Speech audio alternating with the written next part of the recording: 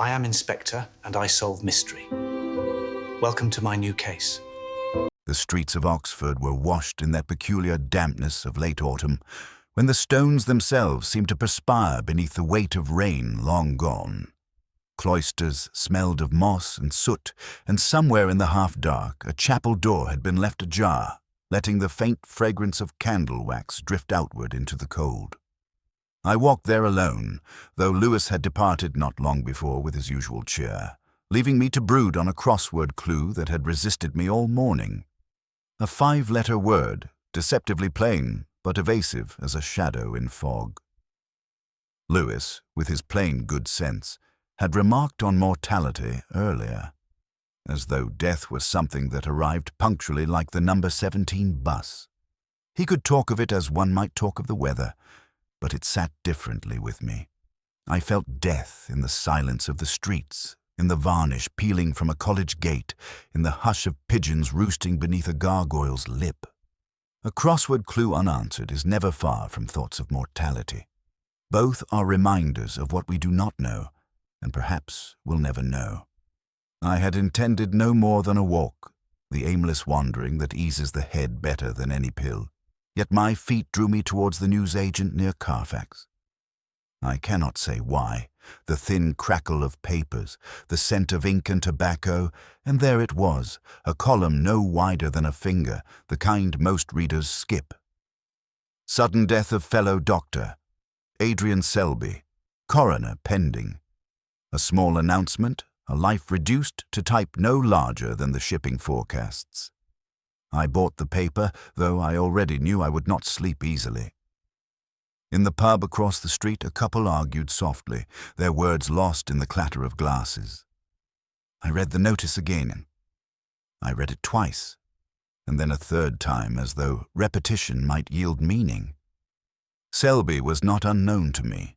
His name had appeared occasionally in academic journals, attached to footnotes and articles few outside his narrow field would ever read. But it was not Selby's scholarship that drew me, nor the suddenness of his death. It was the line reported by the college porter, a line tucked almost idly into the account. The candle was lit. The words struck oddly. A candle lit beside a man already 2 days dead. A detail too quaint for truth, or perhaps too contrived. Death seldom arrives with ceremony, yet here was a scene constructed with almost theatrical grace. My mind, restless as it always is, began to move across the clue like fingers over braille. I walked further into the city, through Broad Street where rain gathered in shallow pools, reflecting the yellow light of windows. The Sheldonian loomed in silence, its statues watching with their cracked, unblinking eyes. I remembered then Lewis's remark, his attempt at humor over lunch, that I thought too much of shadows and not enough of the sun. He was right, of course, though even he might admit the shadows tell us more in the end. Somewhere behind St. Michael's Tower, the bell tolled, a single note that lingered like breath in winter air. I paused there, with the folded newspaper in my pocket, knowing without admitting it that I would not leave the matter to others. Selby's death would gnaw at me, not for the absence of cause, but for the presence of that one curious adornment. The candle, inexplicable, illogical, yet so precise, like a misquoted line in a poem or a crossword clue with the wrong number of letters. I turned homeward at last, past windows where students bent over books, their pens scratching like insects in the hush. In one upper room, a candle flickered against the glass, fragile but persistent. I thought of Selby again, of his extinguished life and the flame beside him. And I wondered, as I often did, whether truth is ever lit by such small, wavering light, or whether we mistake shadows for revelations. It was only later, when I read the notice again in the lamplight of my sitting room, that I murmured the words aloud. The candle was lit, and I knew then that my evening walk had ended, not in rest, but in the beginning of a case that would not release me. Lewis drove, as he always did, a little too fast for Oxford's narrow streets, and I sat beside him in the passenger seat with the newspaper folded on my knee, that tiny notice already beginning to gnaw. The rain had paused, leaving the city in a film of damp that gleamed beneath the half-hearted lamps. We turned through the high arch of All Souls and found ourselves inside the quadrangle where silence has a heavier weight than anywhere else I know. It is a silence bred of centuries, of scholars whispering over parchment and of footsteps measured carefully lest they disturb thought. The porter who admitted us had the manner of a man unwilling to be surprised. He spoke in the way men do when death has crossed their threshold so many times before that it no longer inspires awe. Only paperwork. Dr. Selby, he said, had been found 2 evenings past, sitting upright at his desk as if he had only paused a moment, though the life had drained from him long before. There was a candle burning beside him, a candle that had not consumed itself fully, though Selby himself had already been 2 days gone. The man repeated the fact with that peculiar emphasis ordinary folk sometimes give to the extraordinary, and I nodded, though my mind was already circling the discrepancy. Lewis asked the expected questions about who discovered him, when, and whether anyone had entered in those intervening days. The porter shook his head with weary certainty. Selby was a solitary man, he said, and his rooms were seldom visited. The dean had ordered the authorities called, but before they arrived, he himself had gone in, checked pulse and breath, then stepped back into the cloisters with the look of one carrying more than grief. We climbed the stairs to Selby's rooms. They were precisely what one might anticipate. Oak shelves bending beneath the weight of volumes that looked untouched for decades, an armchair worn at the arms, a faint mustiness of paper and candle smoke that lingered like an afterthought. On the desk, papers stacked, some loose, a pen uncapped. The window stood ajar, though rain had not entered. I saw there an echo of my own rooms, the same disarray disguised as order, the same fragile pride in untidiness. The dean received us in the antechamber. Crispin was his name, a man of precise collars and eyes too quick to shift away. He expressed regret, spoke warmly of Selby's scholarship, and added with a sigh that Selby had been troubled of late. The details were vague. He quoted a line of poetry to describe the man's melancholy, and though I did not correct him, the line was wrong. A small slip, but such slips often prove more telling than entire confessions. Later, as Lewis took notes, I lingered near the shelves. A volume of Donne, heavily annotated, sat beside an atlas of medieval Europe.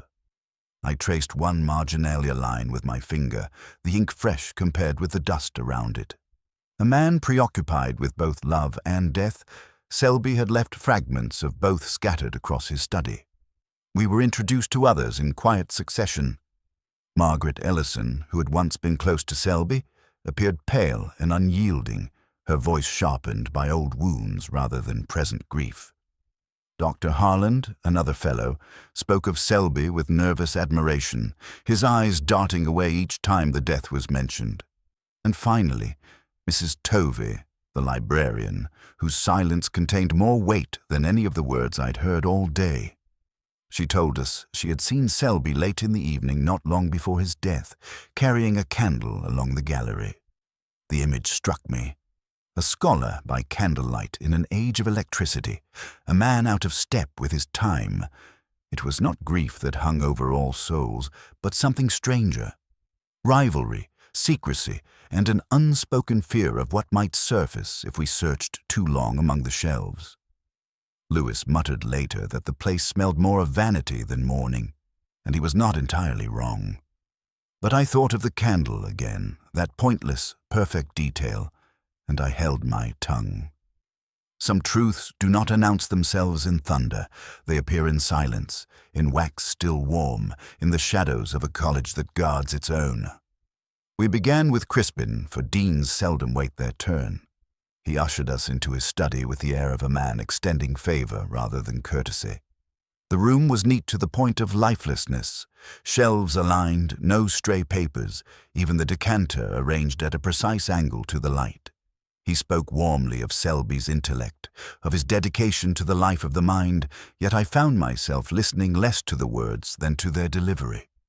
His sentences arrived with polish, like coins burnished too often. When I asked whether Selby had been troubled, Crispin offered a quotation, or rather, a misquotation, from Don. He attributed to Don what in fact belonged to Don, Herbert. I let it pass, only noting the incongruity. A dean who could mislay his poets, a scholar who might mislay more. His eyes flickered each time Lewis pressed him for detail, and once, when silence stretched between us, he shifted a paperweight needlessly, as if to remind himself that something in the room could still be placed exactly where he wished it. Margaret Ellison met us in a draughty parlor where the curtains breathed faintly with each gust. She had the aspect of someone who has rehearsed indifference so long it has hardened into her only defense. She described Selby as brilliant, self-absorbed, and cruel in his neglect. Her words were laced with bitterness, but never quite tipped into accusation. She called him a man who lived for candlelight, though she said it with a twist of the lips that suggested irony rather than admiration. There was something in her voice that did not fit. The claim of intimacy with his habits, yet the manner of one recalling them from a distance too great. I asked when she had last seen him. She paused a moment too long before saying it had been weeks. Lewis recorded the answer without noticing the hesitation, but it stayed with me. It is in the stumbles, the slight slips of time, that truth makes itself heard.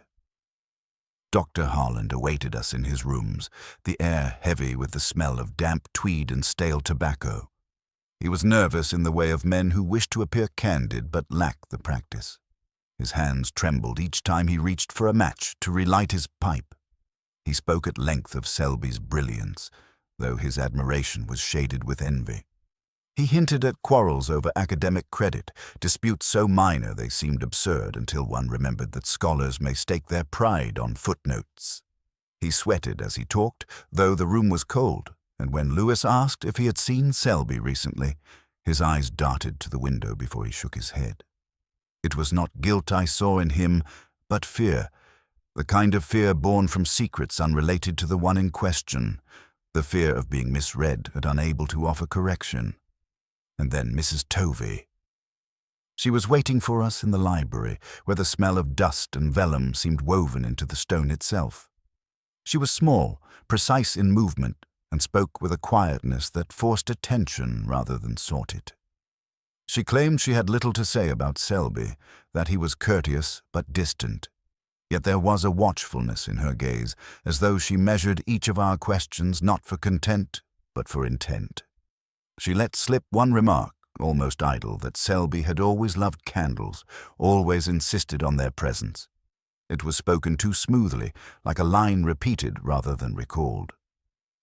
I heard the false note, faint but clear, and tucked it away. Selby may well have used candles on occasion, but love of them? The phrase belonged to invention, not memory. As we left the college that afternoon, Lewis muttered that everyone seemed to be hiding something. He was right, though it was not their words that troubled me most. It was their silences. Crispin's hurried shifts, Margaret's too long pause, Harlan's eyes that refused ours, Tovey's polished certainty. Each silence different, each silence instructive. A man's love of candles may be true or false, but it is in the hesitation before he admits it that we find the edge of the clue. The dean insisted upon sherry, though I would have preferred whiskey. We sat in his study once again, the fire reluctant in the grate, flames licking at the logs as though embarrassed to perform. Crispin spoke with that curious blend of charm and evasion which men of authority cultivate over decades. He remembered Selby fondly, or so he said, and wished me to see in the dead man not the troubled scholar of rumour, but the gentle fellow who cherished poetry. He leaned back, glass in hand, and told me that Selby had always loved Don, and then, with an air of recital, he offered a line. It was a poor paraphrase, stripped of its cadence, and worse, it was not Don at all. I let it pass. Correcting him would have yielded nothing but defensiveness, and I had no appetite for skirmishes of that kind. Yet the misquote lodged in me like grit beneath the eyelid. A dean of Oxford, speaking of a dead colleague, choosing to commemorate him with words misattributed. One could forgive lapses in memory, but not in such rehearsed tones, not when words are all a man leaves behind. Lewis shifted uncomfortably during the exchange, his boredom only barely disguised. He had no patience for these literary detours, nor any interest in the nuance of poetry. He wanted facts, times, witnesses. He wanted the candle explained and the coroner's verdict delivered. I envied his simplicity, even as I clung to the subtleties. For it is in the frayed edges, the slight errors, that one glimpses the pattern whole. Later, in Selby's rooms, I stayed behind when Lewis went in search of the porter.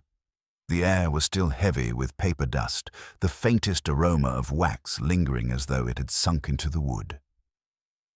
I moved slowly through his papers, not searching for evidence exactly, but for texture, for what a man reveals when he thinks no one will ever look.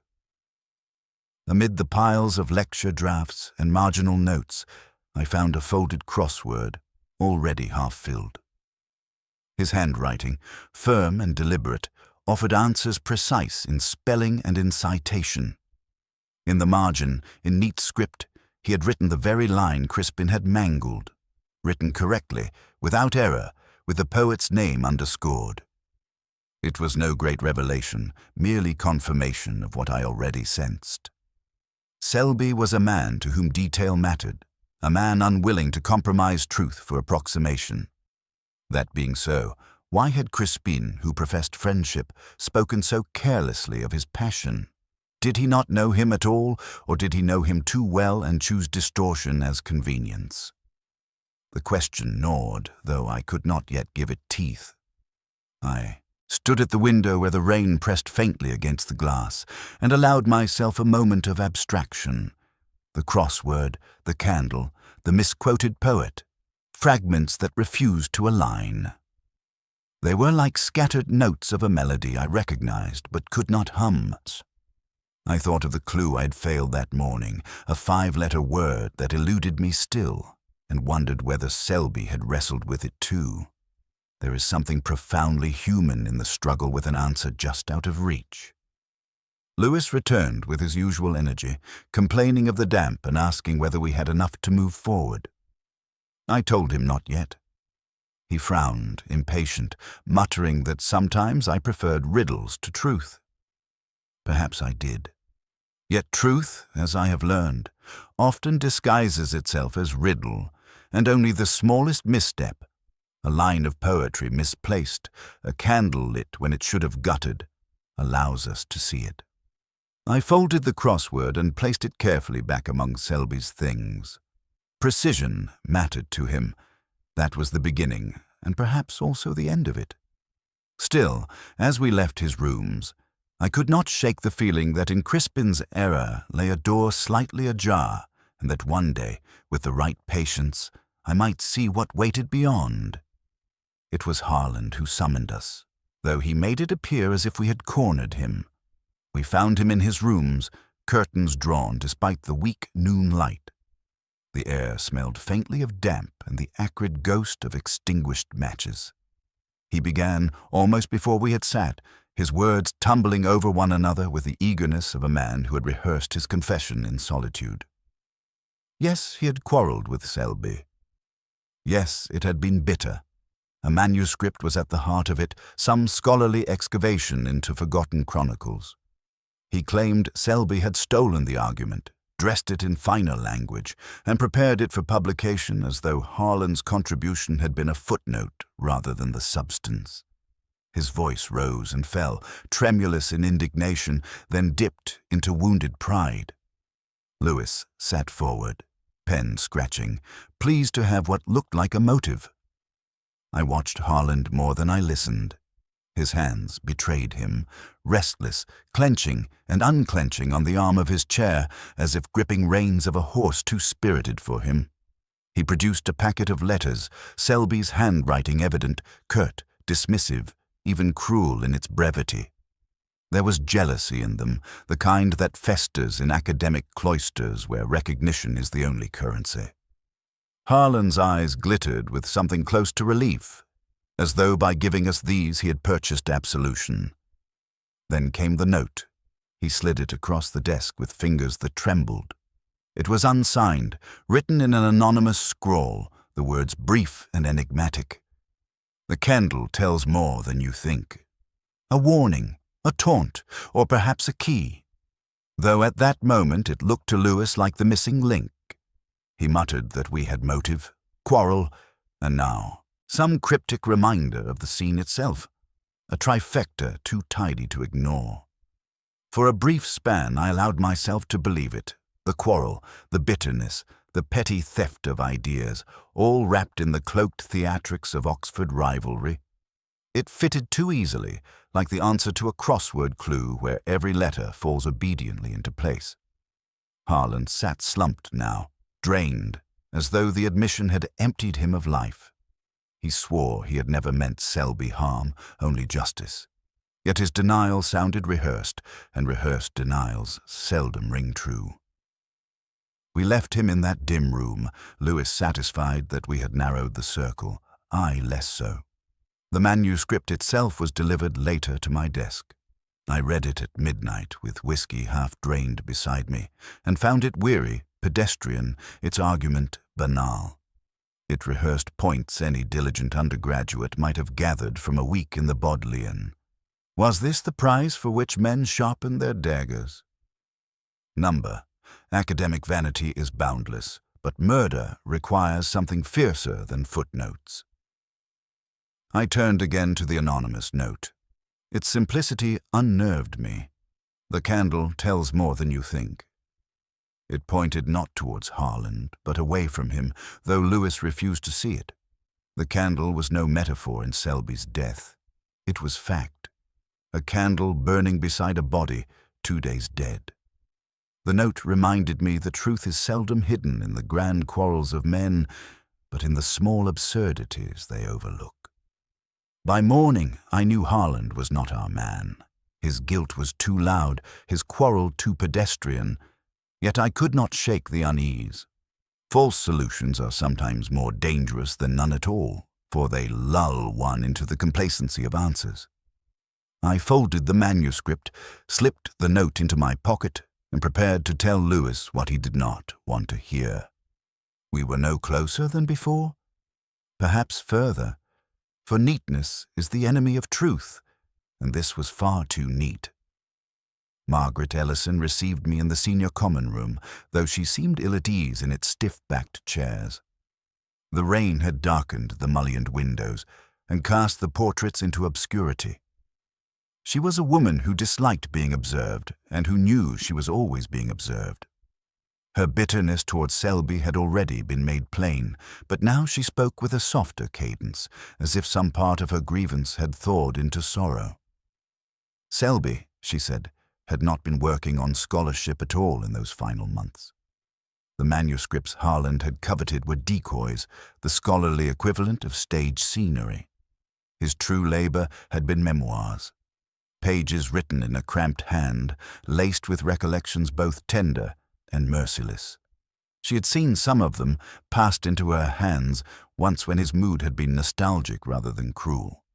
But the pages she described, vivid and confessional, were no longer among his belongings. I thought of the empty spaces in his desk, the drawer that had rattled hollowly when I pulled it.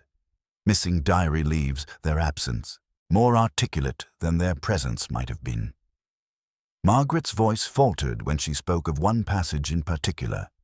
Selby had written of nights spent by candlelight, of a companion whose name he had never inscribed, but whose presence seemed to shadow each line. She did not know if the companion had been a woman or a man, whether it was truth or embellishment. What unsettled her was the intimacy of it, the private longing hidden beneath Selby's public aloofness. She asked whether we had found those pages. I told her no. The flicker of fear in her eyes was brief but unmistakable.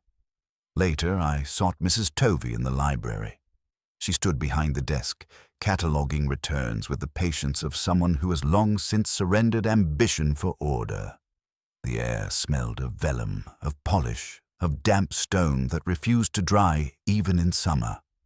She listened to my questions without lifting her eyes. Yes, she had seen Selby wandering the library after hours, candle in hand. She added that he was not alone on one of those nights, though when I asked who had been with him, she smiled faintly and shook her head. It was not defiance, but a species of discretion. She knew and would not say. There was in her silence the weight of loyalty, perhaps affection. The candle again.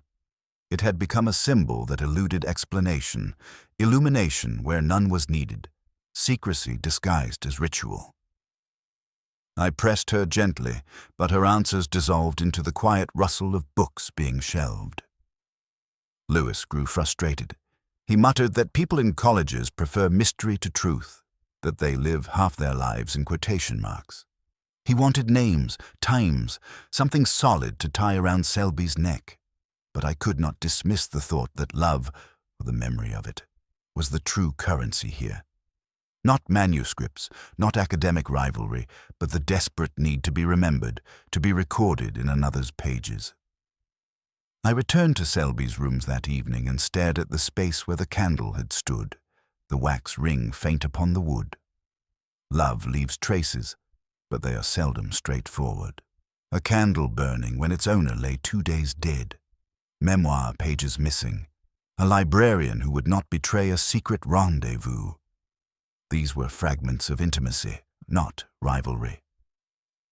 As I closed the door behind me, the chapel bell tolled across the quad. Its echo lingered like a reprimand, reminding me that the human heart is less susceptible to logic than the crossword grid. And I wondered, not for the first time, whether in pursuing truth I was merely chasing the flicker of another man's candle, lit not for illumination, but for love concealed in shadow. The inn was one of those tucked discreetly behind the high, the kind that wears its age without flaunting it.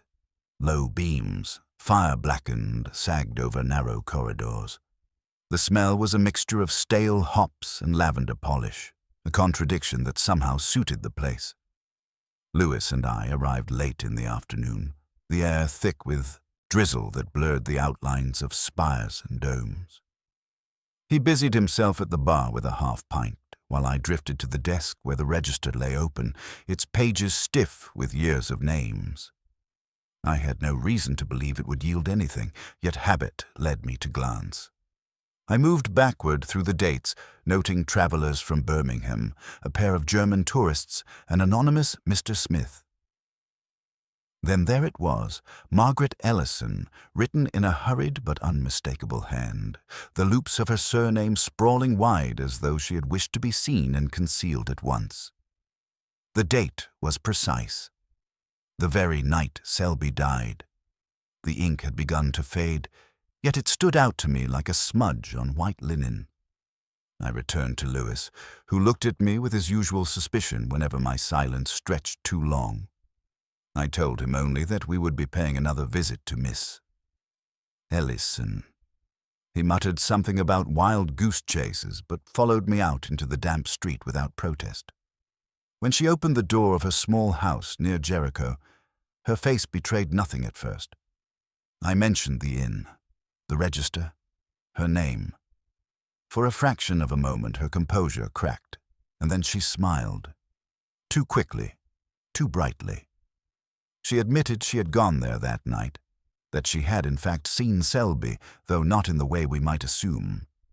She insisted it had been no lover's tryst, only a conversation long overdue, an attempt to close the book of their history. Her denial carried the tremor of someone rehearsing sincerity. She spoke of Selby with weariness, as though he remained an unfinished poem she could not bring herself to discard.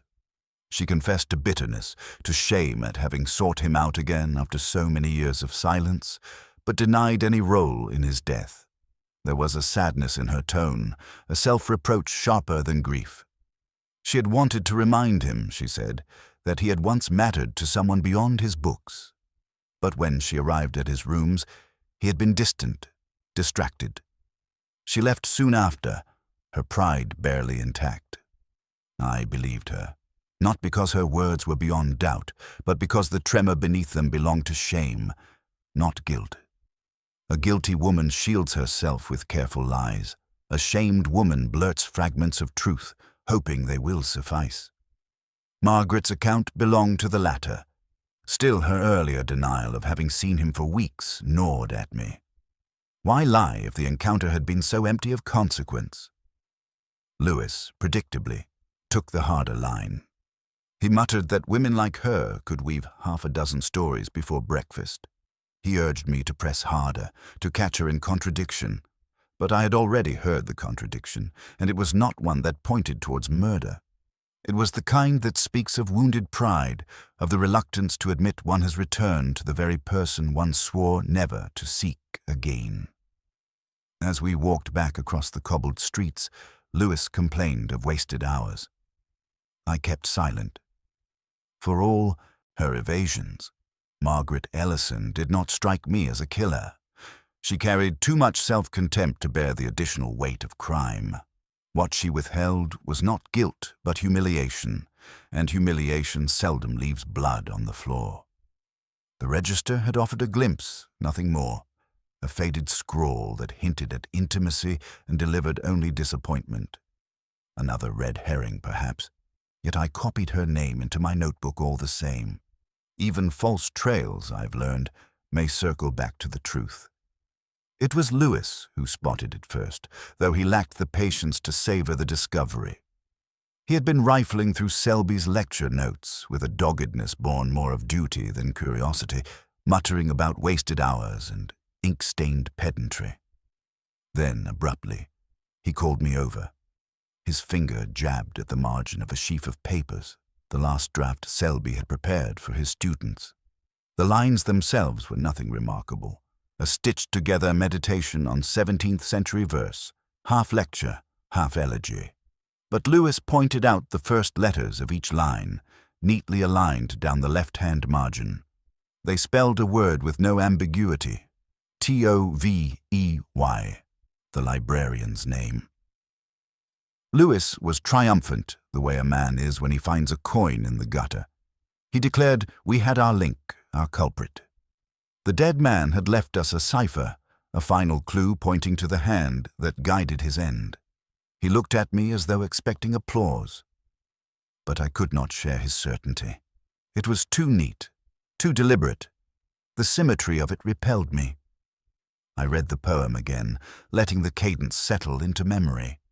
It spoke not of betrayal or accusation, but of light dwindling, of shadows gathering in cloisters, of a flame guttering against the draught. A meditation on extinction rather than on guilt. The acrostic might have been an accident, or worse, a plant. Selby was precise, meticulous. Such an error in his final draft seemed implausible, unless he had intended precisely the opposite of what Lewis believed. I told Lewis not to leap. He bristled, as he always did when my caution opposed his zeal. He reminded me that Mrs. Tovey had admitted seeing Selby late at night, candle in hand, with someone else. He insisted she had withheld a name, and here was the corroboration. Her name, spelled out by the dead man himself. He said it was as good as confession. I let him talk. The truth is rarely so obliging. I thought of the librarian's silence, the way her refusal had felt less like concealment than protection. She had not struck me as a killer. She had struck me as a guardian of other people's secrets, one of which may not have been hers to tell. The acrostic, if deliberate, might have been Selby's way of drawing her into his posthumous theatre, forcing her to carry some burden he could not shoulder alone. Or perhaps someone else, cleverer than we yet supposed, had slipped the pages among his effects, confident that eager eyes would fasten upon the name. I sat long, into the evening with those notes before me, sherry warming in the glass, the fire reluctant at my back. I read and reread the imagery until I could recite it. Always the same motifs, Light failing, flame extinguished, shadow consuming brightness.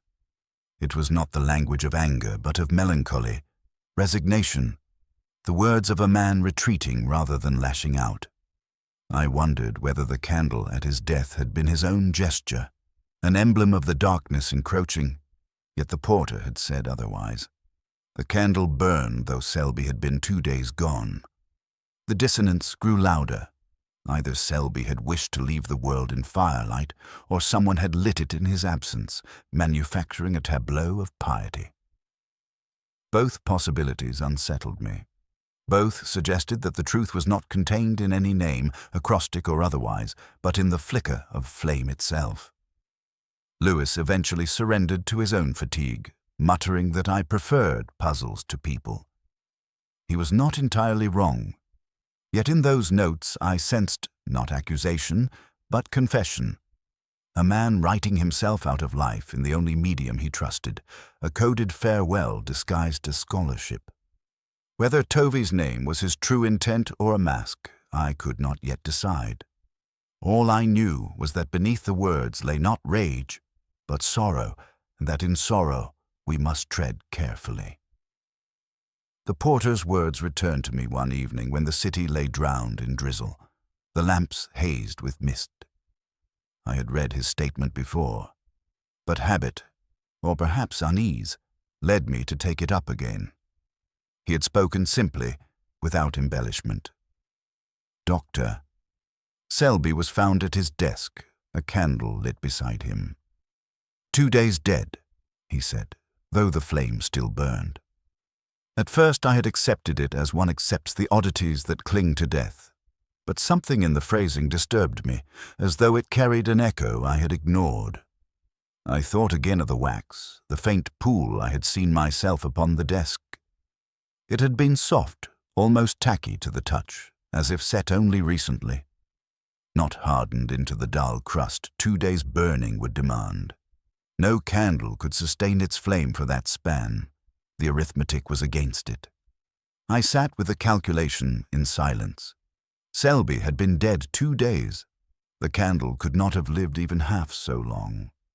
Then the conclusion arrived with reluctant clarity. Someone had lit it after he died. The scene was not what it seemed. It had been arranged, composed, as though Selby were an exhibit to be viewed rather than a man discovered. Lewis dismissed my concern when I raised it. He insisted that candles are unreliable, that porters misjudge time, that perhaps Selby had lit it in his final hour, and we exaggerated its freshness. But the truth lay not in speculation, but in observation. I had seen the wax, still soft at its rim, and wax does not lie. Once accepted, the implication spread outward like ink in water. If the candle had been staged, who had staged it? The porter? Unlikely. Margaret Ellison. She had admitted to seeing Selby that night, yet she spoke of leaving him alive, distracted, still breathing. Harland. He quailed at confrontation, yet quailing men are capable of more than they seem. And then Mrs. Tovey, the librarian. She who kept others' secrets so diligently. Each might have had cause, yet none had access. I remembered then the keys. Selby's rooms were locked, the locks old but sound. Only one other possessed the master key, the Dean. Crispin, with his precise collars and evasive charm, his misquoted poetry, his paperweight shifting beneath a restless hand. He had admitted to entering Selby's rooms, to checking pulse and breath. He alone had the authority to cross that threshold without question. I returned in memory to the Dean's recital over sherry, his insistence upon Selby's fondness for Don, his too-polished grief. At the time I had dismissed the misquote as vanity, a slip in his otherwise curated performance. Now it seemed another thread in the tapestry. A man concerned with appearances, with the shaping of narrative.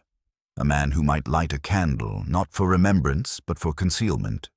The smallest detail, that pool of wax, had undone the scaffolding of our case. Harlan's jealousy, Margaret's secrecy, Tovey's silence, all these were distractions, red herrings strewn across the path. The candle was the truer witness. Its flame had burned for hours only, not days. Someone had sought to give Selby a death he had not chosen, to transform a lonely end into a scene of solemnity. I walked through the quad that night, the rain tapping softly on the flagstones, the windows glowing faintly through mist.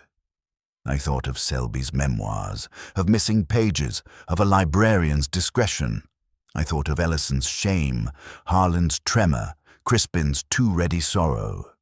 Yet it was the candle that lingered, flickering at the edge of sight, reminding me that truth lies not in grand revelations, but in the smallest inconsistency, the note too sharp in a line of verse, the wax too fresh upon a dead man's desk. Only one man had both reason and means to arrange the scene. Only one man held the key. I asked Crispin to see me in his rooms, though I suspect he had known the request would come. The night air pressed damply through the corridors, and the college bells had not yet struck 9 when he poured us both sherry. His hand steady, his gaze deflecting mine with the polish of long habit. He talked at first of Selby as though rehearsing a eulogy, but I interrupted, not cruelly, only with the quiet inevitability of fact. The candle, I said, had not burned 2 days. Its wax was fresh. It had been lit after Selby's death. He did not feign surprise. Instead, he sighed as though some private weight had at last become too heavy to disguise. Yes, he had entered Selby's rooms before the coroner, before the police. He had found him slumped at his desk, a small vial beside him, his body already cooling. Selby had taken his own life, an overdose of tablets washed down with brandy. Crispin's voice faltered then, not at the memory of death, but at the humiliation of it. A fellow of all souls, discovered like some despairing commoner. He had lit the candle, he said, to preserve dignity, to cast Selby in a gentler light. A scholar taken in the night with flame at his side, not a broken man at the end of a bottle. Lewis would have accepted the explanation, perhaps even admired the gesture, but I could not. I pressed him further, asked why the deception over the time of death, why the evasions that had shadowed each of our earlier conversations. The candle might be excused as symbolism, but lies rarely travel alone. Crispin stiffened, his voice sharpening with pride. He insisted that reputation is fragile, that the college could not withstand the stain of scandal, that Selby's work deserved better than whispers of suicide. Yet as he spoke, a flush rose in his cheeks and his eyes betrayed something more brittle than duty. I asked softly whether Selby had threatened him. For a moment he seemed about to dismiss the thought, then the denial dissolved. Selby had, in his final weeks, spoken of revealing something long buried, an affair, decades past, when they had both been younger, reckless in ways Oxford never forgives. Crispin admitted it in a rush, his words unsteady now. They had been close once, bound by admiration and desire, though pride had driven them apart. Selby, embittered and ill, had threatened to expose it, to publish fragments in those memoir pages now missing. Crispin's face, usually composed as marble, showed at last a fracture. He had feared disgrace more than he had feared death itself. He had not killed Selby, he swore. Selby had chosen his own exit. But he had concealed, arranged, manipulated the aftermath until concealment itself became a kind of complicity. He spoke of love twisted into rivalry, of pride that would not permit him to be seen as either betrayer or betrayed. I listened without judgment. Pride, reputation, love. In Oxford they intertwine until none can be distinguished from the others.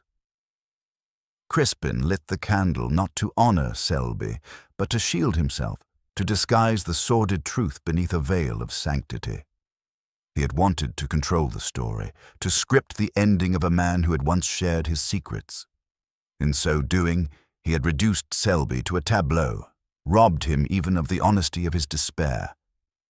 When at last he fell silent, I saw in him not a killer, but something more troubling. A man who had allowed his fear of exposure to overwrite compassion, who had tampered with death for the sake of appearances. Selby had died alone by his own hand, but Crispin had transformed the act into a scene, a performance staged for reputation's sake. That was his crime, if crime it can be called. We parted quietly. The rain had ceased by then, leaving the quadrangle slick with reflections. I thought of the candle again, its flame not of comfort but of pride. And I wondered, as I often did, whether it is worse to die in silence or to have one's death rewritten by another man's hand. The case, if such it can be called, reached its conclusion not with a verdict, but with an ellipsis. The coroner settled for suicide, the college murmured about illness of the mind, and Lewis filed his notes with the satisfaction of a man whose labor has at least found a name to inscribe on a line. Yet I was left with something less than certainty. Margaret Ellison sat in the chapel that evening, her small figure hunched beneath the dim flare of votive lamps. She did not sob, only pressed a handkerchief to her lips as if to muffle a grief too belated to be believed. I watched her from the aisle. She had once loved Selby, or perhaps only the idea of him, and what she wept for now was not the man, but the ghost of her own younger self. The organ pipes loomed silently above her, black and hollow, like ribs of some ancient carcass. In the library, Mrs. Tovey moved among the shelves with her measured tread, her hands brushing spines as though soothing a restless congregation. She muttered when pressed that some things are better left unspoken, that the dead deserve their shadows as much as their truths. Her eyes lingered on me for a moment, calm, resigned, as if to remind me that discretion itself can be a form of justice. As for Harland, he buried himself once more in his research, a minor paper already prepared for circulation. He greeted me briefly, then turned back to his notes with the zeal of a man who has chosen obscurity as refuge. Perhaps he envied Selby still, or perhaps he envied only the drama of Selby's departure, leaving him with nothing but the dull consolation of survival.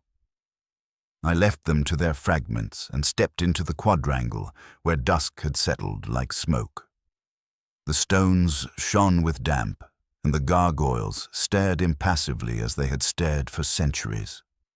Across the square a single window glowed with a candle's flame, small, wavering, yet insistent against the gloom. It seemed an echo of the one beside Selby's body, and I could not help but wonder whether that earlier flame had signified devotion, coercion, or simple theatre. Suicide, or the subtler cruelty of coercion? Pride or despair? The answer remained beyond reach, and perhaps beyond importance. What lingered was the thought that concealment and crime share a thin border, one easily crossed by men who mistake dignity for truth. Crispin had not poisoned Selby, yet in lighting that candle, he had altered the meaning of his death, rewriting it to suit his own dread of exposure. Is that not its own kind of trespass? I walked beneath the archway and out into the city, where the streets wound dark and slick towards the river. The pubs were filling, laughter spilling out in warm gusts. Yet above them, the spires stood silent, inscrutable. My steps echoed faintly, and with them came the memory of Selby's words, scribbled in margins, of poems about light extinguished, of shadows drawing close. I paused beneath a lamp that flickered uncertainly, and let the night speak its half-truths. A candle in the dark is both promise and deception. It shows enough to guide, but never enough to dispel. Selby's candle had been such a light, telling us something and nothing, a flame that burned not for illumination, but for ambiguity. And as I turned towards home, the words of dawn surfaced unbidden, a line incomplete, murmured to myself as the shadows lengthened around me.